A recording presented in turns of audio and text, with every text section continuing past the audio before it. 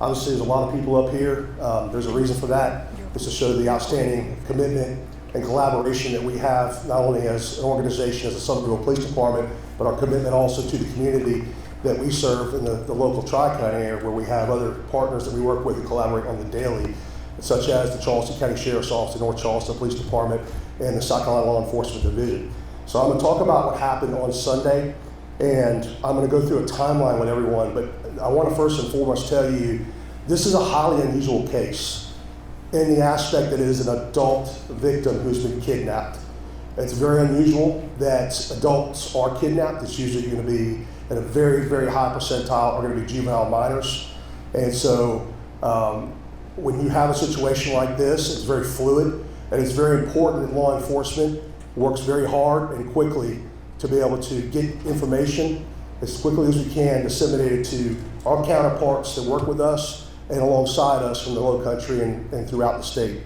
So at about 5 minutes till 6 on Sunday on Muirfield Village Court, which is the Pine Forest Country Club, we had a call for service where a neighbor contacted us and told us that a elderly female, who's 89 years old, who lives at the home, they had an encounter with a strange, suspicious male that they saw at the house. And this is going to be a story we're going to talk about at the end of this, about how important it is for neighbors to know one another and what's going on around them. In this particular case, this elderly female does not have a husband. He's deceased, and she lives here alone. She has a caretaker, and she also has neighbors who are very well networked with her, one of which is a retired law enforcement officer that I've known for over 20 years. Every week they go over and check on her from day to day at a certain time. And on this particular day, they went to the front door, knocked on the front door to check on her, and the male neighbor, who is a retired law enforcement officer, saw an unknown male peeking through the window of the glass of the front of the house. It was very suspicious the way he was moving. Then he rushed into one of the rooms. He immediately told his wife to go call the police. The gentleman actually answered the door, and I'm going to show you who he is right now. This deviant villain, known as Enver Marius Zueros, he's a 34-year-old white male from Mission Viejo, California. And this man right here answered the door. When he answered the door, the neighbor asked him who he was, and he explained that he was a relative of the victim, which he knew not to be true. He then began to question him further, and he saw what he thought to believe was blood on the man's hand. The man explained to him that the victim, the 89-year-old victim, was not there, that she was transported to a local hospital because she had fallen in a bathroom and broken her wrist. All untrue. The caretaker knew, as I was, the neighbor knew this not to be true, and he ran back to get his firearm. When he ran back to his home to get his firearm, the female's neighbor, his wife, was asked to keep an eye on the front of the house why he did this. And why he did this, they heard a lot of banging in the garage, at which time the garage door opened, and the suspect, Mr. Zueros, was seen fleeing in the victim's vehicle, a 2014 Subaru Outback, burgundy in color, fled the scene. Officers got on scene immediately and started to gather information. We did what's called a protective sweep of the home. We were allowed to do that under extended circumstances, and in this case it was. So when they entered the home, they saw what they thought to believe was blood in the kitchen that had been cleaned up, which we'll learn later that it was not, but it was enough for them to know that something was not right. The odor of that particular chemical was in the air as well. They also, when they went into the garage, it was left open and ajar. They were identifying items that belonged to the victim that were taken off of her and left on the garage floor. So there was no doubt in our mind immediately that we had a kidnapping. We just didn't know who the suspect was or where they were going. At that time, we put out what's called a BOLO, or be on the lookout for, all points bulletin, for this vehicle. And we began using technology to track the vehicle and its movements, much like we've done in other cases as well as others. We immediately got in touch with the local sheriff's offices and city police, highway patrol, and we made them make sure they were looking for the vehicle. Approximately 25 to 30 minutes after this happened, our technology was able to tell us this vehicle was on Dorchester Road, eastbound, headed into North Charleston. That information was passed along to the North Charleston Police Department, the Charleston County Sheriff's Office, Summerville Police Department. At this time, we had just under 40 officers that were responding to this call alone. We basically called out everybody we could that was available and still had them self-deploy out to certain areas that we told them to go to include our drone response team that we had them up and flying as well. Not too long after this, the vehicle was seen again in North Charleston, and the officers were scrambling to try to find where this vehicle had gone, which is where they had last seen it around the Tanger Outlet Mall up in the area of I-26. Approximately, let's see here, probably about 45 minutes to an hour later, this vehicle was narrowed down to a location that was going to be near I-26 and Montague Avenue. As you all know, that's near the Coliseum and Tanger Outlet. Approximately an hour and 10 minutes after that, North Charleston City Police Department, Charleston County Sheriff's Office, and Summerville Police Department worked together, and we actually located the vehicle parked in an adjacent parking lot to the Wyndham Hotel on Arco Lane in North Charleston. The vehicle was sitting by itself, did not appear to be occupied. They formulated a plan to approach the vehicle just in case he was lying in wait to ambush or do anything to our police officers and sheriff's deputies. When they cleared the vehicle, there was nobody inside. But upon further inspection of the vehicle, the back seats were laid down and the 89-year-old victim was in the floorboard underneath the seats that were laid down. The deputy that was there, along with Summerville police officer, North Charleston Police, began to break out the windows of the car, and we were able to extract the female victim out of the car. She was bound with duct tape around her wrist. She had a dog leash binding her ankles together, and she had a trash bag duct taped around her head. She was left for dead by this suspect. We immediately fanned out, got medical attention to the victim, and called for aviation support from the Charleston County Sheriff's Office, which they gladly provided to us with Charleston County Helicopter Air 1, North Charleston City Police Department's drone team, as well as Summerville's drone team. We immediately went to those locations along with canines. And at that time, within 9 minutes of them deploying dogs from the scene, PFC Schressler from the North Charleston Police Department, who's here today with his canine Oscar, and I'll bring him up here in just a moment, he began tracking and found a hole in the fence not too far from where the car was located that led out to the easement to I-26, and he located the victim's purse there, as well as some other very important pieces of evidence that were able to tie this vehicle and victim to the suspect we were looking for.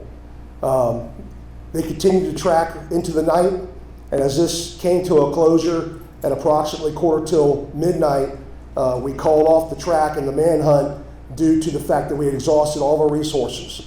But at that time, we had no idea who this man was.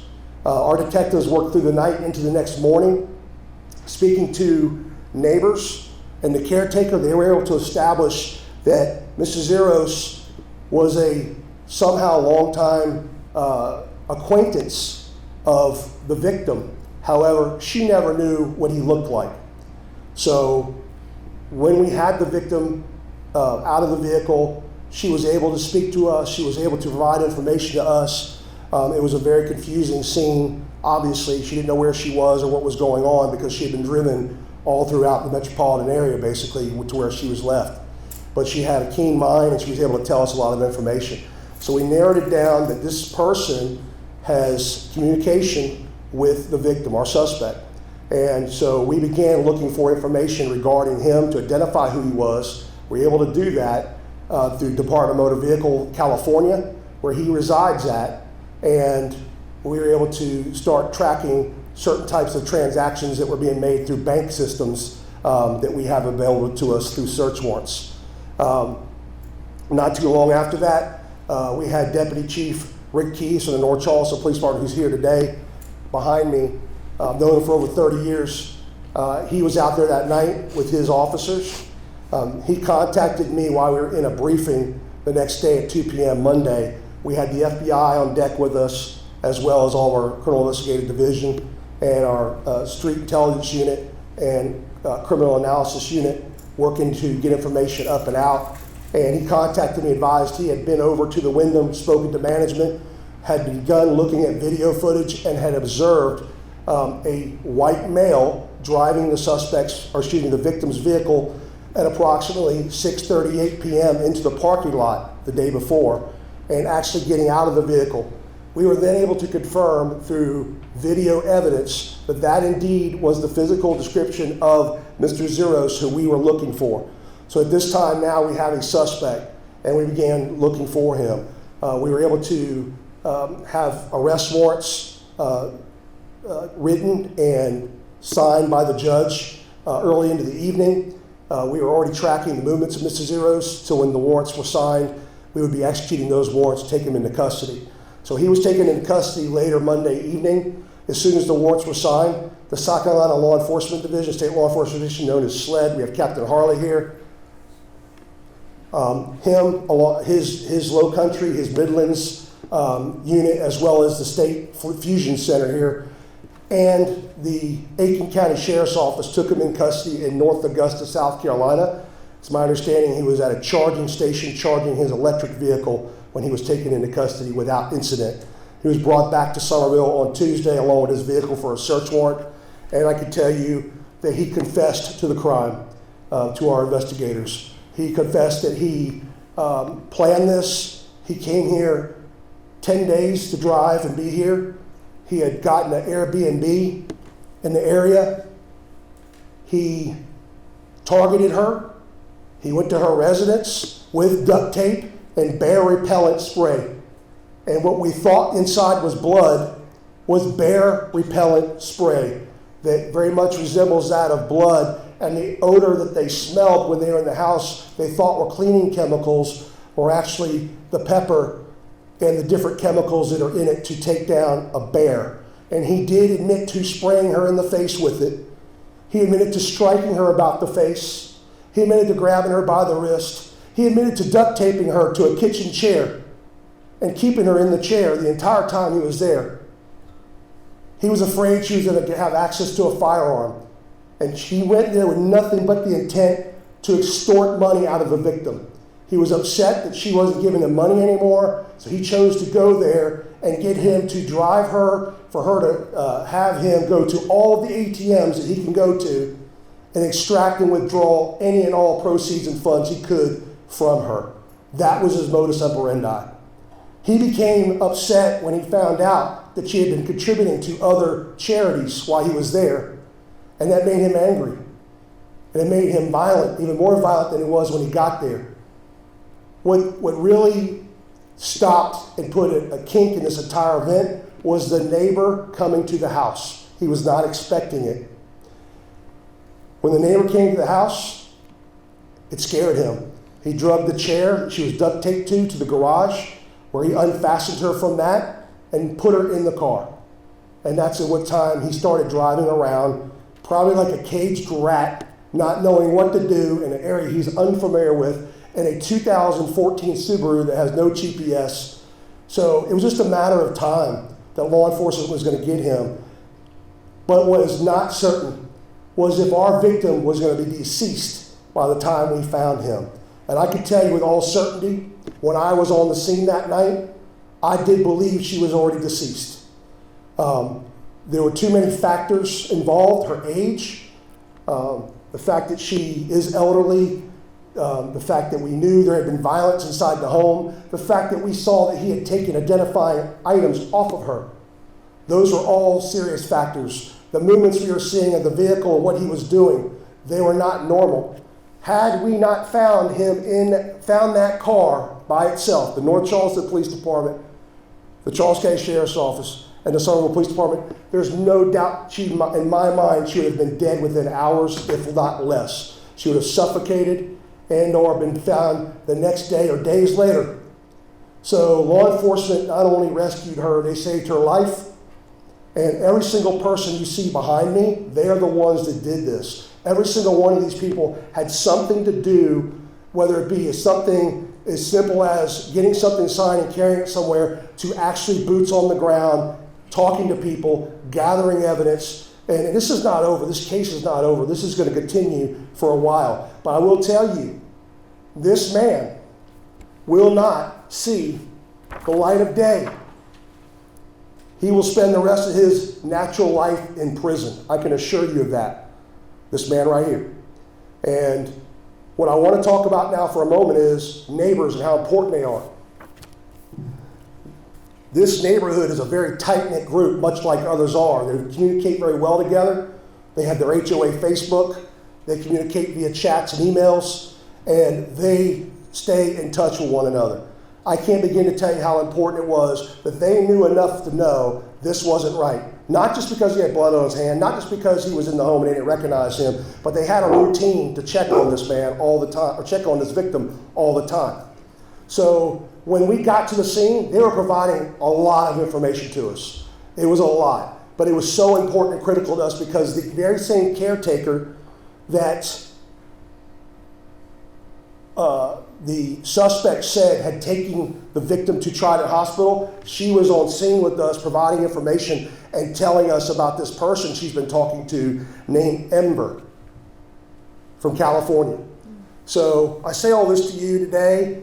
This is a textbook example of collaboration and cooperation, rapid sharing of information, intelligence, and us as law enforcement coming together for the better good to help save people's lives and protect people, especially innocent people like our victim.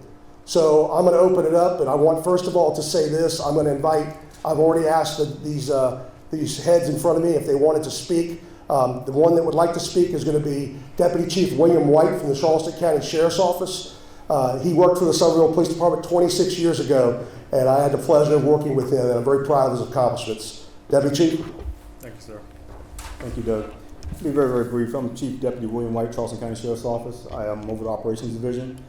And I just wanted to say I'm a firm believer in partnership and with all the different agencies. The outcome of this incident proves that we can work together, and we're stronger as we work together. I want to thank everybody for the collaboration, coordination, and just the full communication. It went amazingly well that night. And I'm thankful that nobody was hurt in the incident, and we actually got our guy. Thank you. Appreciate it. I open the floor to questions. There are things that I will not be able to tell you. I've told you everything that I could tell you that's actually in the affidavits or the warrants. There are a lot of moving pieces to this case, ladies and gentlemen. We have a lot of digital evidence. We have a lot of forensic evidence. We have sent evidence to the FBI laboratory in Quantico, Virginia. Obviously, everything is on the table. And that includes this case going federal and a U.S. attorney prosecuting it at the federal level. This is a kidnapping case. It is a capital case. And if the feds, if we choose to speak to them or allow them to continue in the case, which we are, the FBI, they were founded, one of their foundations was based off the Lindbergh kidnapping. So this is what they do best. And we have them at the table with us. We have one of our task force officers here with us today. I do want to thank by name several agencies before we go any further. First and foremost, the North Charleston Police Department. They were critical in this saving this woman and the apprehension of the suspect. The Charleston County Sheriff's Office for all their support they gave us. The Charleston County EMS for providing outstanding care to our elderly victim.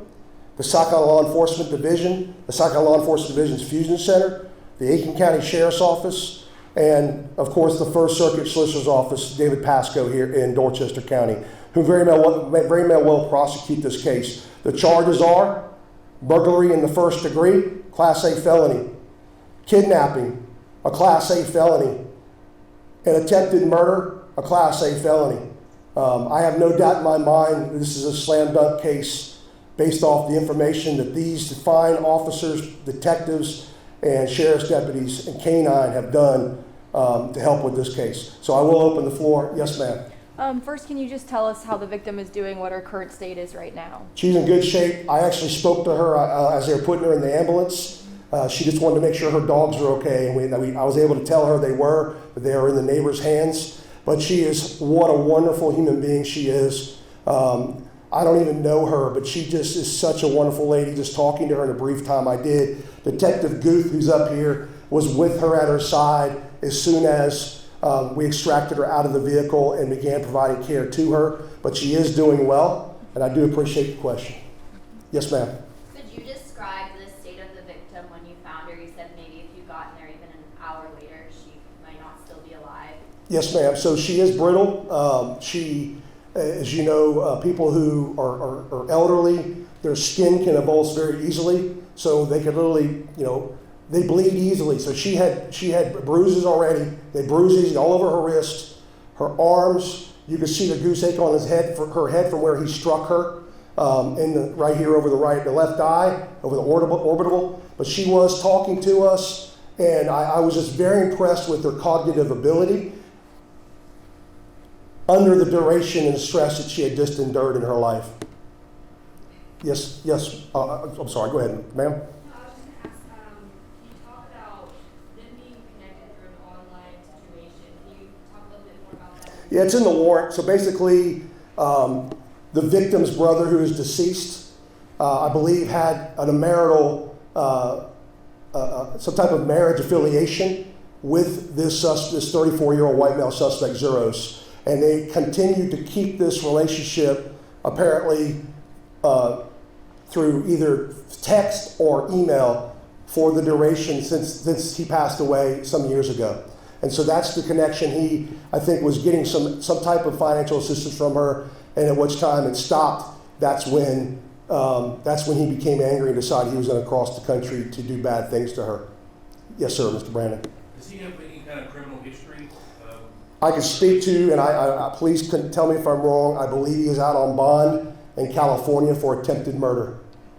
Correct me if I'm wrong, anyone. That's correct. Thank you. So you have a violent criminal out on bond committing Class A felonies across the country. And yet another situation where judges are just bonding people out, people that should not be out. And here he is committing the same exact heinous crimes that he's out on bond for in California. Yes, anyone else?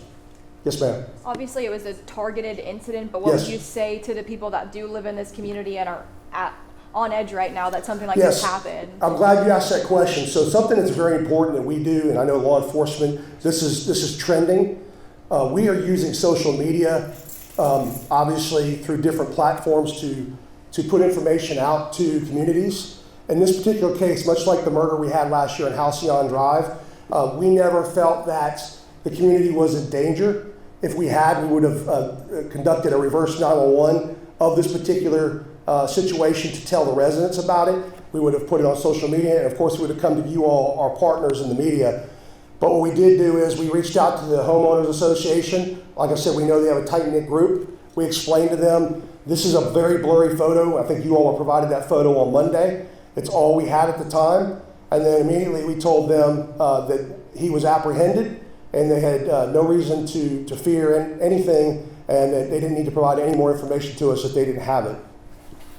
Yes, ma'am. Did you say he was in the possession of a firearm? No, ma'am. No. No, ma'am. The attempted murder is going to be for him putting a trash bag over her head, which could suffocate her, obviously her state that she's in physically, as well as the physical abuse he did to her while he was in the home, to include spraying her, which I'm not going to say bear repellent can't kill somebody, but I don't know that it would be classified as a deadly weapon, nor do I need one for an attempted murder charge. That's a very good question.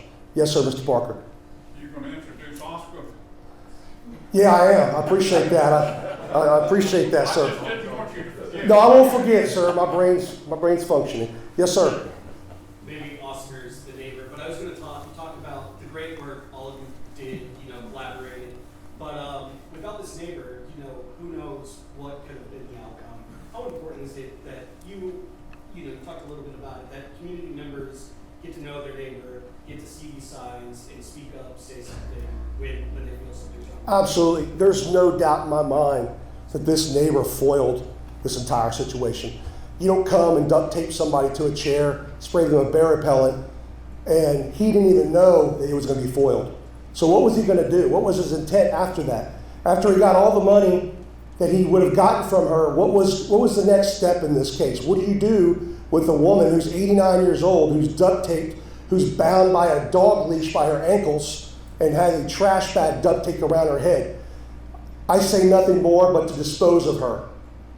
And that's exactly what I believe he was going to do. He was going to get his money and run. So I'd like for Officer Schuster to come up with Oscar. Obviously, he's the one that found the purse and some very other important pieces of evidence. And I can't put enough emphasis on, you come on up right here, sir. Can't put enough emphasis on how important canines are to law enforcement. Obviously, we use them to track suspects, as well as people who have Alzheimer's who are missing with mental issues. But we also use them for article recovery when somebody has disposed of discarded of an item or a piece of evidence. Then we definitely use these dogs also as handler protection, narcotics detection, bomb detection, weapons detection, electronics detection. The list is long. But I love the fact that here we are up here with all these people in blue and gray and in suits, where none of us knew that Sunday, while everybody was starting to sit down for dinner, that this was going to be the call. And I'm telling you right now, had it not been for the rapid response and the rapid sharing of information to include the victim or the victim's neighbor providing very intricate information to us, there's no doubt in my mind this victim would have been found deceased. So I'd like for everybody just to give it up for this man and his dog. Thank you very much. Thank you. And I saw him the other night, but it was dark. And we had Charleston County's dogs running. We had their dog running. The dogs could get tired. And then obviously our drone team, as well as North Charleston's drone team, which was really cool because at the same time, we're all on the same radio frequency. The helicopter pilot and his flight observer are flying at 400 feet. Summerville's flying at 200 feet with their drone, and North Charleston's flying at 150 feet, all while we're on the same location with our officers, with night vision, with their dogs, with their rifles, looking for this villain, Mr. Zueros. But I just can't begin to tell you, obviously I'm so proud of everybody here. I know the leadership behind me from the other agencies are, but our detectives, our investigators, and our criminal intelligence unit, they're second to none. When the FBI showed up here on Monday afternoon and they got a read-in on this case, the leadership from here at the FBI in Charleston commended us for how far and how fast we had moved. Very impressed, he said, with how much we had done in the short period of time. But we also know that kidnapping victims, the likelihood of them returning safe sometimes is very unlikely. And I think I saw a statistic the other day, don't quote me exactly where it was from, but I think it was in 2022 or 2023, only 4% of kidnappings were adult victims. So that just goes to show you how this situation could have been deadly, and it was. Are there any other questions? Yes, ma'am. Do you have an estimate of how many officers across the different agencies were on this case at its peak? I know for a fact that my department, in addition to who I had working the road, had just under 40, to include myself. North Charleston probably had 20 if I were to guess. Charleston County probably had 10 to 15. I know the Highway Patrol was out looking for the vehicle and assisting us as well. And then we had SLED working this from the Fusion Center side. There is hundreds of hours that has been already put into this case. There'll be hundreds more. We are still getting search warrants from rideshare, from the vehicle that the suspect was apprehended in, as well as other technology of movements for this man.